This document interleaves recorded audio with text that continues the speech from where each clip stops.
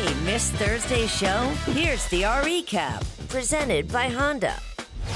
I'm just glad that whole shut it down argument is a moot one right now. I actually thought it was a pretty healthy discussion because everyone talks about what the players are doing for the school and all the money they generate, but there's rarely much discussion about what they're getting out of it, even under the current system, flawed as it is. I mean, who among us wouldn't trade places with Zion Williamson right now? I mean, look at the life that he's living, and what injury could he possibly suffer that's going to keep him out of being the number one player in the draft and having every chance at a lucrative NBA career. He's playing for Duke University on a great team that has a chance to win the national championship with his best friends. And so I actually thought, on balance, it was a pretty healthy discussion because it forced people to focus on how Zion is exploiting the system to his benefit.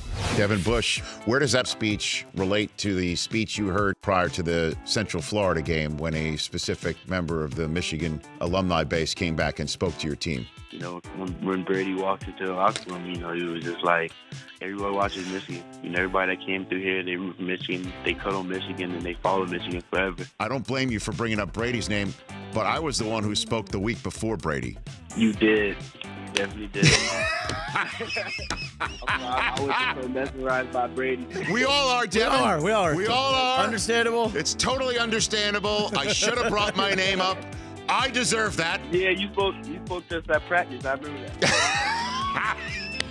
Kyler Murray drafted first overall. Do you believe that's the case right now? If you're Mike Bidwell or Steve Keim, you have to be 100% behind Cliff Kingsbury. You took an enormous swing in hiring a guy who, you know, just got fired out of the Big 12. And I think he's a good quarterback guy and a good offensive coach. And if the guy comes to you and says, this Kyler Murray, this is a guy who can make my offense fly, you have to listen to him. Based on what I know about relationships there in the Big 12, I talked to Lincoln Riley about this a couple of weeks ago. And he played with Cliff Kingsbury at Texas Tech. They're from the same offensive family. And he told me that Kyler Murray is an absolutely perfect fit from a personality standpoint, scheme standpoint, everything for Cliff Kingsbury. That makes, in my mind, Kyler Murray the favorite to be the first overall pick. What's the strangest question you got asked at the Combine? Well, I mean, I walked into a room and like, oh, here's our sports psychologist. He wants to ask you a few questions. Probably like the fifth question, he's like, so how long can you hold your eyes open? I'm like, I don't know. So he's like, looks like you kind of don't want to do it.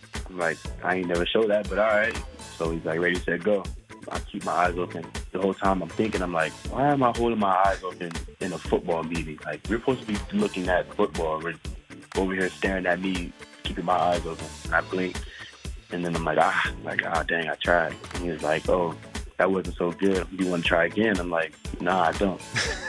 For more Rich Eisen Show, tune to Audience Channel 239 on DirecTV or download the Rich Eisen Show app.